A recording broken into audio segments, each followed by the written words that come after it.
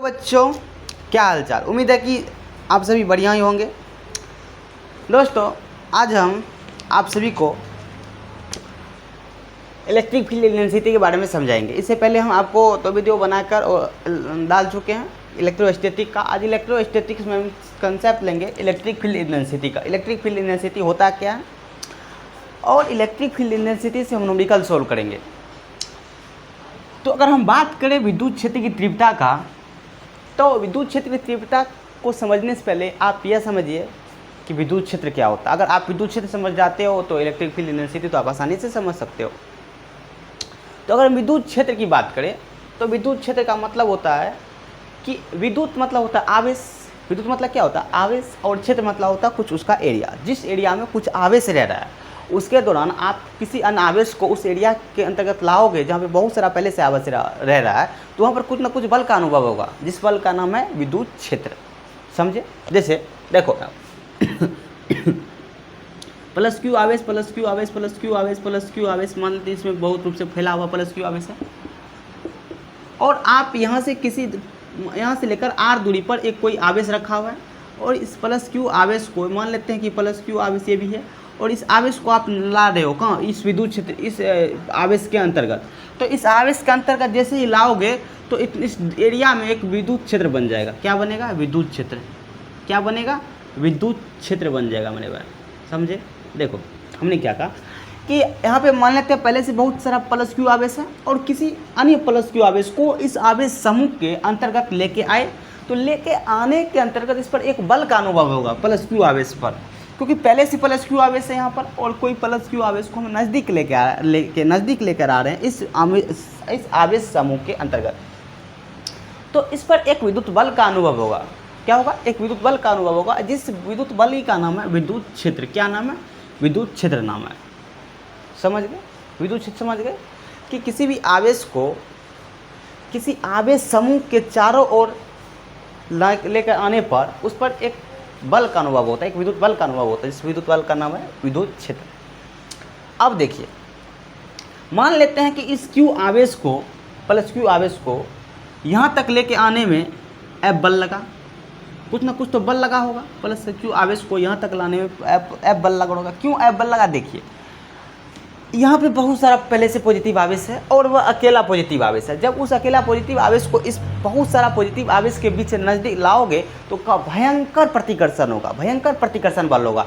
लेकिन उस प्रतिकर्षण बल को अगर भयंकर प्रतिकर्षण बल हुआ तो क्या करना पड़ेगा जानते हो? उधर से भी मतलब कि अगर प्लस क्यू आवेश का इधर से भी बहुत सारा आवेश को और नज़दीक लेकर आए।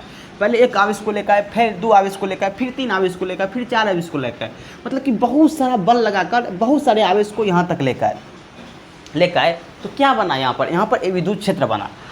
अगर मान लेते हैं कि हम उस बहुत सारे पॉजिटिव आवेश को नहीं लेके आके सिर्फ एक आवेश को लेके आता, मान लेते हैं कि एक क्यू, जैसे कि क्यू आवेश को हम लेके आए तो एफ बल लगा। अगर मान लेते हैं कि अगर एक आवेश को लेके आता, यूनिट आवेश को लेके आता, तो इस पर बल कितना लगता है? एफ बता क्यू लगता। इसी का नाम है विद्युत क्षेत्र की तीव्रता। क्या नाम है इसी का? विद्युत क्षेत्र की तीव्रता। तो अगर आपसे पूछे कि बताओ बाबू विद्युत क्षेत्र की तीव्रता क्या होता है, तो आप क्या कहिएगा? किसी भी विद्युत क्षेत्र के अंतर्गत किसी भी एकांक आवेश को ले आने में जो बल लगता है उसी बल का नाम है विद्युत क्षेत्र की तीव्रता। या विद्युत क्षेत्र के अंतर्गत किसी भी आवेश पर लगने वाले विद्युत बल को बोलते हैं विद्युत क्षेत्र की तीव्रता। तो विद्युत क्षेत्र की तीव्रता को हम इससे सूचित करते हैं। यह एक कौन सा राशि है? सदिश राशि है। समझ गए? क्यों है? आप जान लेते कि यहाँ पे कई सारे आवेश को लेकर आ रहे हैं, तो यहाँ पे क्या हो रहा है? प्रतिकर्षण हो रहा है। यहाँ पे प्लस माइनस चिन्ह आएगा, यहाँ पे से वेक्टर का नियम लगेगा। तो उस इतना बात समझिए, इतना बात आप अभी समझिए कि विद्युत क्षेत्र की तीव्रता एक सदिश राशि है और ई बराबर विद्युत क्षेत्र की तीव्रता को हम ई से सूचित करते हैं और ई बराबर सूत्र होता है एफ अपॉन क्यू। एफ बता क्यू क्या होता है सूत्र? विद्युत क्षेत्र की तीव्रता बराबर सूत्र क्या होता है? ई बराबर एफ बता क्यू। ये होता है मेरे भाई फार्मूला। समझ गए? और एक फार्मूला और होता है ई बराबर 1/4 पाई एप्सिलॉन नॉट गुना 1/q बता r का स्क्वायर। ये फार्मूला होता है। ये फार्मूला आपको हम प्रूव करके बताएंगे। इससे अगला जो विद्युत फलक शुरू होगा ना, तब उस पर हम ये फार्मूला को पढ़ाएंगे। अभी इतना बात समझिए कि ई बराबर एक फार्मूला होता है 1/4 पे एप्सिलॉन नॉट गुना क्यू बता आर स्क्वायर। यहाँ पे आप इसको और लिखोगे तो यहाँ पे एप्सिलॉन आर भी लिख सकते हो, एप्सिलॉन आर, क्योंकि एप्सिलॉन बराबर सूत्र होता है एप्सिलॉन नॉट गुना एप्सिलॉन आर। समझे? तो विद्युत क्षेत्र की तीव्रता समझ के क्या होता है। अब देखिए इसका मात्रक, अगर मात्रक की हम बात करें, मात्रक में कौन मात्रक है? SI unit. एसआई यूनिट, तो एसआई यूनिट क्या होगा? बल का होगा न्यूटन और आवेश का होगा कूलम। अगर सीजीएस की बात करें हम तो सीजीएस को हो जाएगा ईएसयू, डाइन, सॉरी डाइन पर ईएसयू। अब मेरे भाई आप ही सोचो कि अगर हमको फार्मूला पता है तो क्या हम डायमेंशन फार्मूला नहीं निकाल सकते हैं? निकाल सकते हैं। कैसे? क्योंकि डायमेंशन फार्मूला का मतलब होता है कि किसी भी व्युत्पन्न राशि को मूलभूत राशि में तोड़ना, मूलभूत राशि के रूप में तोड़कर आप वहाँ से विमीय सूत्र प्राप्त कर सकते हो। जैसे कि देखो बल क्या है? व्युत्पन्न राशि है। क्यों? क्योंकि यह आधारी राशि से मिलकर बना है। कैसे सर समझेंगे? क्योंकि आप क्लास 9th या 11th में पढ़े होंगे कि फंडामेंटल जो क्वांटिटी होते हैं ना वो 7 होते हैं, mass, length, time, current, electric field, current होते हैं, अमाउंट ऑफ सब्सटेंस होते हैं, ल्यूमिनस एंड इंटेंसिटी होते हैं, टेम्परेचर होते हैं, ये 7 होते हैं। तो ये 7 ही क्वांटिटी, फंडामेंटल क्वांटिटी से बहुत सारे व्युत्पन्न डेरिवेटिव फिजिकल क्वांटिटी बनाए जाते हैं। और विद्युत क्षेत्र की तीव्रता भी क्या? एक व्युत्पन्न राशि है। तो विद्युत क्षेत्र की तीव्रता क्या व्युत्पन्न राशि है? तो न्यूटन जो है ना ये क्या है? व्युत्पन्न राशि है। अब व्युत्पन्न राशि को हमको मूलभूत राशि में तोड़ना, तो इसका डायमेंशन फॉर्मूला अपना सभी को आसानी से प्राप्त हो जाएगा। देखो यह न्यूटन जो होता है यह मास, लेंथ और टाइम से मिलकर बना होता है, इसलिए इसका हो जाएगा mL (T⁻²) और आवेश का होता है AT, आवेश का होता है AT, ये हो जाएगा mL(T⁻³ और A⁻⁻1। तो यहाँ से हमको विद्युत क्षेत्र की तीव्रता का पता चल गया। बल का होगा mL(T⁻²) और आवेश का होता है AT। इसको सोल्व किए तो हमको निकल गया डायमेंशन फॉर्मूला। अब इस पर न्यूमेरिकल करेंगे, ये टॉपिक हो गया ख़त्म। अब इस पर न्यूमेरिकल करेंगे। तो सबसे पहला न्यूमेरिकल अपना सभी को है सोल्व करना है। न्यूमेरिकल क्या है कि calculate the electric field intensity at a point distance 10 metre from a point charge of 2 coulombs in air. कह रहा है कि हवा में हमको किसी एक बिंदु से 10 मीटर की दूरी पर 2 कूलम का आवेश रखा है, उस पर हमको विद्युत क्षेत्र की तीव्रता ज्ञात करना है। समझे? तो हमको डाटा में क्या दिया देखिए, ये क्वेश्चन एम करीम का एग्जाम्पल 1 का फर्स्ट क्वेश्चन है। तो क्वेश्चन में हमको दिया आवेश दे दिया है 10 कूलम और हमको डिस्टेंस दे दिया है 10 मीटर। अब मेरे भाई देखो, जब भी क्वेश्चन सॉल्व करने का काम करो तो हमेशा यह देखो डाटा हमको किस रूप में दिया। अगर कहीं पे अगर डाटा मीटर में हो और ESU में हो तो आपको दिमाग लगाना होगा कि यहाँ पे जो मीटर है और जो इसका मतलब कि हमको यहाँ पे डाटा मतलब कि देखिए जैसे कि दूरी हमको 10 मीटर दिया, आवेश हमको ESU में देता है। तो आप जानते हो कि आवेश ESU में कब होता है? जब वो CGS में रहता है। इसका मतलब हमको या तो आवेश को किस में बदलना होगा, SI में बदलना होगा, या फिर हमको डिस्टेंस को यानी कि दूरी को हमको CGS में बदलना होगा, तब दोनों मिलेगा। और जब दोनों मिलेगा नहीं तब तक डाटा सॉल्व मतलब गलत हो जाएगा ऐसे में।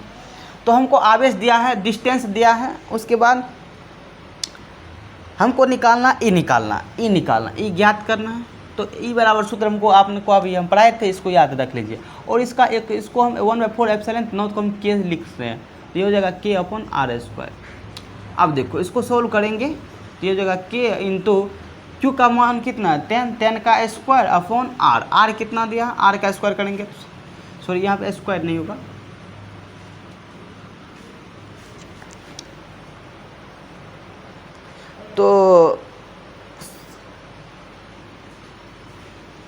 तो हमको इतना चीज़ दिया। उसके बाद हमको दूरी दिया 10 मीटर, तो ये आवेश भी 10 ही दिया था, दूरी भी 10 ही था, 10 का करेंगे स्क्वायर। अब देखिए K का मान कितना होता है हवा में होता है K का मान 9 गुना 10⁻9 गुना 10/10 का स्क्वायर। अब देखो ये 2 जीरो से ये 0 कैंसिल हो जाएगा। अब देखो यहाँ पे कितना बचा, 8 बचा, जिसका हो जाएगा E बराबर 9 गुना 10⁸ न्यूटन। और इसका न्यूटन मात्रक हो जाएगा न्यूटन पर कूलम, या इसी का मात्रक होता है वोल्ट पर मीटर। समझे? यानी कि 9 गुना 10⁻9 वोल्ट पर मीटर इतना होता है। तो इतना ही क्वेश्चन का आंसर आएगा, समझे। तो बहुत क्वेश्चन ही बहुत आसान था। उम्मीद है कि आप सभी को क्वेश्चन समझ में आए होंगे। चलिए उसके बाद दूसरा क्वेश्चन क्या है,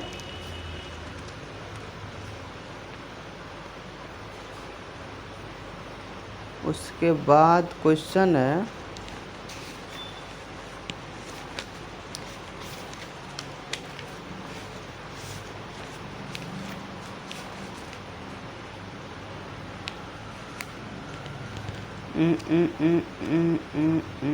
देखिए एक क्वेश्चन है कि calculate the electric field density at a point distance 6 metre from a point charge of 10 coulomb in air.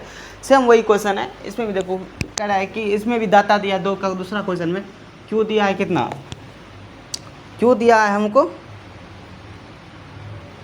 6 coulomb और आर दिया है भी 6, ये भी कूलम ये मीटर है, ये मीटर है। उसके बाद हमको ई चाहिए, तो डायरेक्ट फार्मूला लगा देंगे के गुना क्यू अपन आर का स्क्वायर।